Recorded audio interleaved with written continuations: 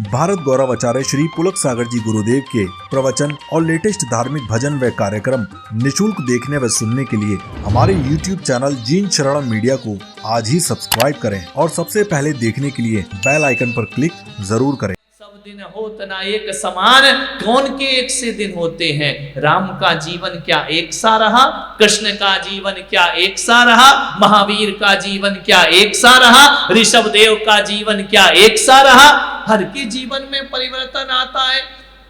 कभी कभी हमारे घर में हमारी आज्ञा ऐश्वर्य चलती है, कभी कभी बेटों से भी आज्ञा लेना पड़ती है। जिंदगी ऐसी ही हुआ करती है। कभी अपना राजपाट होता है, कभी बच्चों का राजपाट आ जाया करता है, कभी हमें उनके अनुसार चलना पड़ता है, कभी वो हमारे अनुसार चलते हैं। जिंदगी इसी का नाम है। ये खट्टे मीठे अनुभव लेते हुए आदमी को अपने जीवन में कुछ बड़े काम कर लेना चाहिए जो कर भी हमें अमर बना दिया करते हैं। आप सोचो, घर जाकर विचार करना, मैंने ऐसा कौन सा काम किया है जिसको लोग याद करेंगे जिंदगी भर, जिसे लोग स्मरण करेंगे जिंदगी भर। ऐसा क्या किया है? क्या ऐसा मैं लिख पाया हूं? क्या ऐसा मैं बोल पाया हूं? क्या मैं ऐसी कोई रचना कर पाया हूं? क्या मैं ऐसा कोई निर्माण कर पाया हूं? मर जाने के बाद भी दुनिया याद रखे। जानते हो महापुरुष कौन होते हैं? किसे कहते हैं महापुरुष? जो शास्त्रों में लिखे वो महापुरुष नहीं। महापुरुष कौन होते हैं? आप भी महापुरुष बन जाते हैं। महापुरुष की परिभाषा क्या होती है? मैंने तो अपने जीवन में इतना ही अनुभव किया है कि मरने के 100 साल बाद भी जिसका नाम जीवित रहता है वो महापुरुषों के नाम में जाना जाता है। क्या मरने के 100 साल बाद हमारा नाम जीवित रहेगा? कौन रखेगा? ध्यान रखना, कोई नहीं रखता है। रजिस्ट्री से भी बेटा नाम हटाकर अपना नाम कर लिया करता है, मकान अपने नाम कर लिया करता है। कौन किसे याद रखता है? कुछ तो ऐसा करो। अमर कौन होते हैं? जिनके नाम अमर होते हैं वो अमर होते हैं। अमर का अर्थ ये नहीं होता है कि कोई जहर पे अमृत पी ले तो मरेगा नहीं। अरे जो महापुरुष आए वो दुनिया से चले गए, लेकिन अमर कौन है? 2600 साल के बाद भी भगवान महावीर अमर हुआ करते हैं। मृत्यु ही मृत्यु नहीं होती है। जिसकी यश कीर्ति मर जाती है ना, जीते जी मृत्यु दंड के समान सजा पाया करता है वो आदमी। मान्यवर, आपसे मेरा इतना निवेदन है, क्या किया अपने जीवन में? 50 साल 100 साल में क्या किया? आप सोचिए। किसी की उम्र 70 हो रही होगी, किसी की 80 हो रही होगी। ऐसा कुछ किया है कि आने वाली पीढ़ी गर्व से कह सके हमारे पूर्वज ऐसे थे, हमारे पुरखे ऐसे थे? कौन कहेगा? विचार करिए।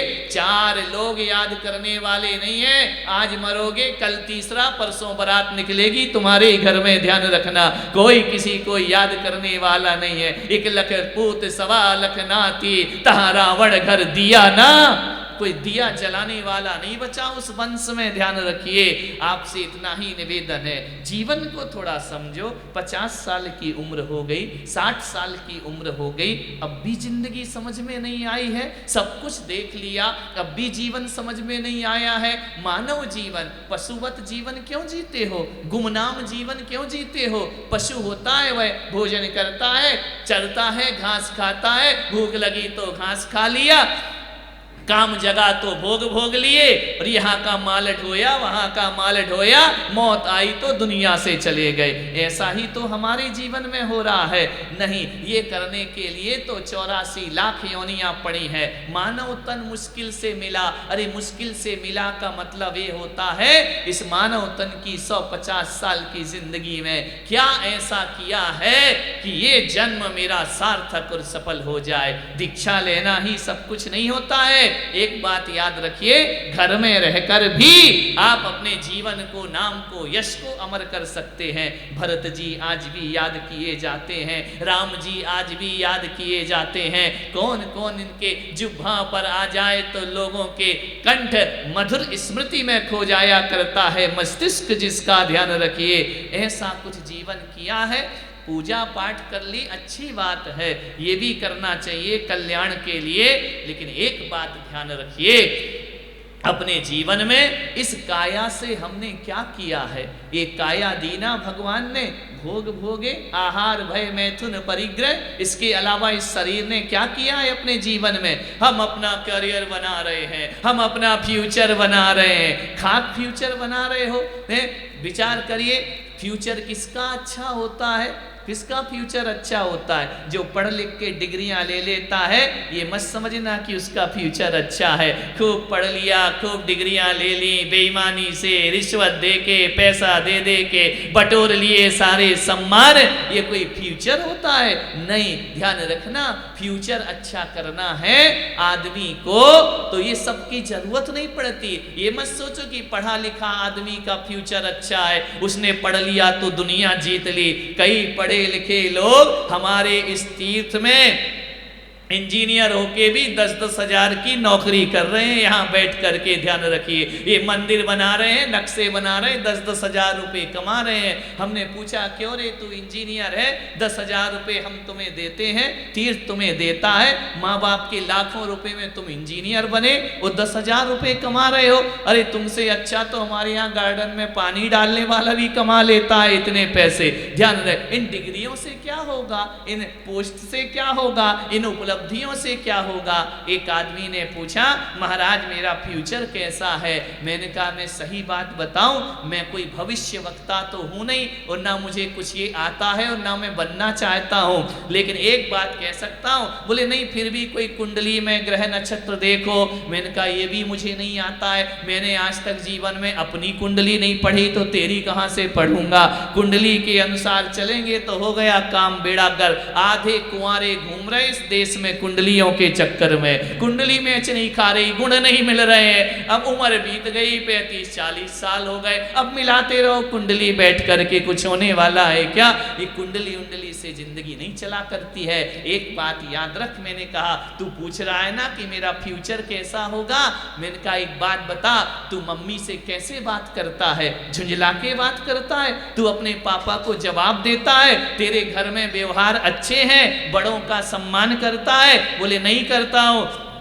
झगड़े होते हैं, बोले होते हैं। दुकान में बोले कस्टमर से भी लड़ लेता हूं, मैं किसी से नहीं डरता हूं। तो मैंने कहा एक बात याद रख, यदि तेरा ये ऐसा नेचर है ना, जैसा नेचर होगा वैसा फ्यूचर होगा। नेचर अच्छा होगा तो फ्यूचर अच्छा होगा, और नेचर खराब होगा तो फ्यूचर भी तेरा खराब। नेचर अच्छा बनाओ, व्यवहार अच्छा बनाओ। किसी को मिठाई नहीं खिला सकते कोई बात नहीं, लेकिन मीठे 2 शब्द तो बोल सकते हो ना। उसके लिए तो बाजार में जाने की जरूरत नहीं पड़ा करती है। किसी को यदि मीठा शरबत ना पिला सको तो मीठा व्यवहार तो उसके साथ कर सकते हो ना। मीठा बोल करके जीवन की बहुत उपलब्धियां। आज मेरे पीछे इतने लोग क्यों आते, चलो आज तो मैं जंगल में बैठा हूं, आपने देखा आपके शहरों में आए पब्लिक भागी आती है, 2 मिनट दर्शन करा दो, दर्शन करा दिए तो उसका मन होता है 2 मिनट महाराज के पास बिठा दो, बिठा दिया तो अब क्या मन होता है 2 शब्द महाराज मुझसे बोल ले। मैं क्या दूंगा, रुपया पैसा दूंगा क्या, मेरे पास रुपया नहीं पैसा नहीं, क्या दूंगा बदले में। मैं तुम्हें 2 प्यार के मीठे बोल बोल देता हूं, जीवन उनको लगता है आज हमारा सार्थक हो गया, धन्य हो गया। क्या है, नेचर अच्छा रखो, दुनिया अपने पीछे पीछे आएगी। दीपावली थी और चेतन जी के यहाँ सूचना पहुंचाई मैंने कि बहुत बहुत आशीर्वाद। उनके मुख से क्या निकला, आज मेरी दिवाली सार्थक हो। मैंने क्या दे दिया, रुपए दे दिए, पैसा दे दिया, माल दे दिया, नहीं, प्रेम के 2 शब्द बोल दिए। उनने कहा महाराज आज हमारी दीपावली शुभ दीपावली हो गई। और क्या है संसार में, रुपया पैसा तो बेश्या के पास भी होता है, लेकिन कौन उसकी कद्र किया करता है। ध्यान रखना, पैसे से सब कुछ नहीं होता जीवन में, रुपए से सब कुछ नहीं होता है। व्यवहार हमारा बहुत मधुर होना चाहिए, इतना मीठा होना चाहिए कि ध्यान रखना सामने वाला आपको याद करे। ऐसा ना करे कि कोई ऊपर चला गया, अच्छा था धरती का बोझ चला गया, टेंशन का, जब तक जिया रोज परेशान किया, दिन भर उलाहने आते थे, दिन भर शिकायतें आती थी, आज गया आज छाती ठंडी पड़ी। अब ये तुम्हारी कोई जिंदगी है क्या? नहीं। ऐसा जीवन तुम जाओ तो लगे बड़ा खाली खाली लग रहा है, बड़ा सूनापन लग रहा है, तुम्हारे बिना हमारा चित्त नहीं लग रहा है, तुम्हारी ही यादें हमें आ रही हैं। ऐसा व्यवहार बना लोगे तो जीवन तुम्हारा सार्थक और सफल हो जाएगा, आनंद में परिवर्तित हो जाएगा। यही मैं आपसे कह रहा हूं, यह महाअर्चना विधान के माध्यम से ऐसा पुण्य संचित करो, ऐसा संकल्प करो, हम अपने जीवन में कुछ बनाएंगे, हम अपने जीवन को कुछ सार्थक। ध्यान रखना, किसी की 100 वर्ष की जिंदगी 100 काम कर, किसी की 1 वर्ष की जिंदगी 100 काम करती है, और किसी की 100 वर्ष की जिंदगी से कुछ नहीं होता है। क्या जो दिक्कत है? आज अपन यहाँ पर हैं, संकल्प करो कुछ करके जाएंगे समाज के लिए, संकल्प करो कुछ करके जाएंगे अपने धर्म के लिए। फालतू के पंचायतों में क्यों पड़े रहते हो? सड़ी सड़ाई सी बातों में क्यों पड़े रहते हो? ये अनुकूलता नहीं, वो प्रतिकूलता है, वे ऐसा है, वो वैसा है, इसमें ही जिंदगी गंवा दोगे, इसमें ही अपना जीवन बर्बाद कर दोगे। क्या मतलब है ऐसा जीवन जीने से? पशु नहीं घास खाते एक दूसरे को सींग मार देते हैं, वही जिंदगी हमारी हो गई है। बैठे बैठे लड़ पड़ेंगे, बैठे बैठे झगड़ पड़ेंगे, छोटी छोटी बातों को बहुत बड़ा बना लेंगे। ऐसी जिंदगी मत जिए, आनंद के साथ जीवन जियो। हकीकत में मैं कहूं तो धर्म का असली फल सुख है, धर्म का असली फल शांति है, धर्म का असली फल आनंद हुआ करता है। ऐसा आनंद, एक शादी से लौटते हो तो कहते बड़ा आनंद आया, एक पार्टी से लौटते हो तो कहते बड़ा आनंद आया, मंदिर से लौट के क्यों नहीं निकलता बड़ा आनंद आया, पूजा पाठ से लौट के क्यों नहीं निकलता खूब मजा आया, खूब आनंद आया हमारे जीवन में। अरे आनंद से करो तो आनंद मिलेगा। ध्यान रखिए, मेरे पास आनंद से बैठोगे, आनंद लेकर के जाओगे जीवन में। ऐसा जीवन बनाओ। क्या बटोरना है हमें? गए हो सुबह सुबह बगीचे में, कांटे नहीं बीनना है, फूलों को चुन चुन करके लेके आना है। कांटे लेकर आओगे तो चुभन साथ में लाओगे, और फूल चुन कर लाओगे तो सारा घर महका दोगे, जीवन आनंद से भर जाएगा आपका। सोचना, एक सोच है और कुछ नहीं है। सुख दुख क्या है? एक सोच है और क्या है? एक सोच ही तो है। अभी आप सीरियस हो जाओ, मूड खराब कर लो अपना, बुरा लगने लगेगा। अभी आप आनंदित हो जाओ, बहुत अच्छा लगने लगेगा। ये क्या है? भीतर का जो बैठा हुआ मन है ना, वो जो सोचता है वैसा लगने लगता है। ये शरीर की गाड़ी तो मन के ड्राइवर से चला करती है। मैं सोच लूँ यार अब तीर्थ पर बोर हो गया, अब तो मुझे मन नहीं लग रहा, मुझे तो अच्छा नहीं लग रहा। अब जैसा सोचोगे तो वैसा ही वातावरण निर्मित हो जाएगा। एक आकर्षण का नियम होता है, हम जैसा सोचते हैं ना वैसे ही वाइब्रेशन हमारे पास आना शुरू हो जाते हैं। यदि आप उदासी सोचोगे ना और बाजू में कोई गाना बजा रहा है तो आपको किशोर कुमार पसंद नहीं आएगा, आपको वही रोते हुए मुकेश के गाने अच्छे लगेंगे, टूटे हुए दिल के गाने अच्छे लगेंगे, क्योंकि मन टूटा है भीतर से। ध्यान रखना। और यदि मन आनंद से भरा है तो झूमने वाले गाने बहुत अच्छे लगेंगे। आप वैसे ही पुस्तक उठाएंगे, आप वही सर्च करेंगे मोबाइल पर। दुखी हैं तो दुखी दुख की फाइलें खोलते जाएंगे, सुखी हैं तो आनंद आनंद की फाइल। कौन दे रहा है सुख दुख? हम खुद बुला रहे हैं। एक व्यक्ति बोला यहाँ मच्छर बहुत हैं, बहुत काटते हैं, मच्छरों का बेड़ा गर्क हो जाए। मैंने कहा मच्छर की क्या गलती है, मच्छर तो आएगा। बोले वो क्यों आएगा? हमने कहा इसलिए वो नहीं आता है, हम बुलाते हैं उसको। हमारे शरीर में ऐसी गंध होती है कि मच्छर को खिंच करके उस गंध के पास आना पड़ता है। दोष किसको दे रहे? मच्छर को। गंध किससे आ रही है? तुम्हारे शरीर से, तुमसे ही तो वो आकर्षित हो रहा है, वो थोड़ी आ रहा है तुम्हारे पास। जैसे गुलाब जामुन रसगुल्ला बने, अच्छे मेवा मिष्ठान बने तो तुम्हारी नाक वहां जाती है और धीरे धीरे तुम भी वहां पहुंच जाएगा।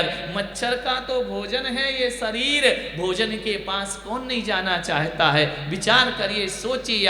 हम जो भी हैं खुद ही आकर्षित करते हैं वातावरण को अपनी तरफ। यदि आप प्रसन्न हैं तो प्रसन्नता के वातावरण आएंगे आपके चारों तरफ, वैसे ही उदाहरण आपको अच्छे लगेंगे, वैसे ही जोक आपको अच्छे लगेंगे। उदास मन है, कुछ भी अच्छा नहीं लगेगा। तो क्या मतलब है ऐसी जिंदगी का? ध्यान रखिए, खूब आनंद में जियो, प्रसन्नता में जियो। 4 दिन की जिंदगी का कोई भरोसा नहीं है। आज सुबह उठे कल चले जाएं, इसकी कोई गारंटी नहीं हुआ करती है।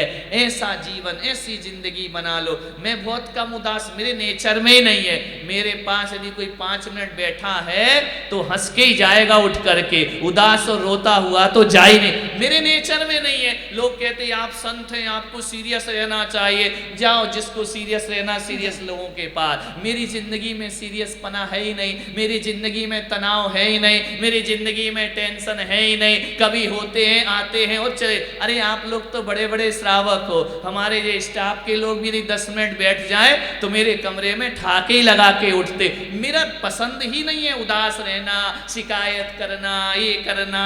क्या मतलब है? अपनी जिंदगी जो चंद सांसें मिली हैं पूरे आनंद के साथ जिएंगे। अरे धूल में पैदा हुए हैं, धूल में मिल जाएंगे, लेकिन जितने दिन जिएंगे फूल सा मुस्कुराएंगे। लेकिन जितने दिन जिएंगे, हंसता हुआ आदमी कसाय नहीं, जो कसाय करता उसके चेहरे पर हंसी नहीं आया करती है। प्रसन्न चित्त रहो, चेहरे में आनंद रहेगा। क्या रखा है मुंह लटकाने में? एक बोले महाराज तो बड़े ऐसे धीर भीर गंभीर सीरियस होना चाहिए। अरे काय को होना चाहिए? मेरा बाप मर गया जो मैं मुंह लटका करके बैठूं? मुझे क्या, मर गए तो मर गए, मुझे क्या लेना देना है?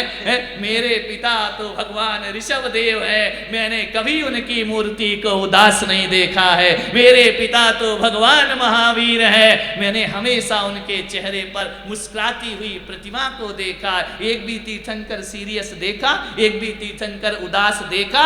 जब मेरे माँ बाप ये आनंद में हैं, हम काय को मुंह लटका करके बैठेंगे? आनंद के साथ जियो, सुगंधित हो जाए वातावरण हमारे चारों तरफ का।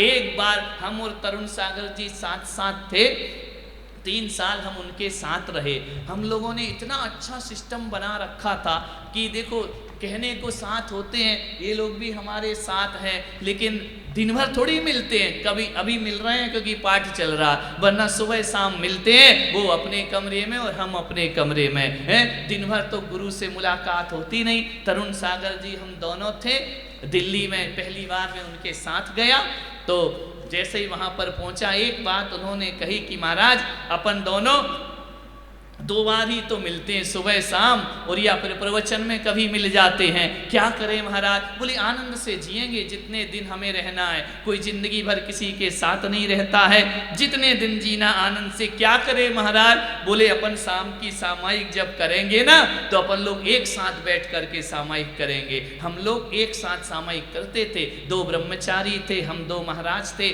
4 लोग एक कक्ष में बैठ के सामायिक करते थे। सामायिक का समय यदि 7:30 का है तो हम लोग 8:30 बजे सामायिक करते थे। बोले क्यों? मैंने कहा महाराज लेट क्यों कर रहे? बोले देखो तुम गुस्से में, मैं गुस्से में, और आंख बंद करके बैठ जाओ, यहाँ भी होली जल रही और वहां भी होली जल रही है। आधे घंटे अपन खूब हंस लेंगे, खिलखिला लेंगे, मुस्कुरा लेंगे, दिन भर का तनाव खत्म हो जाएगा।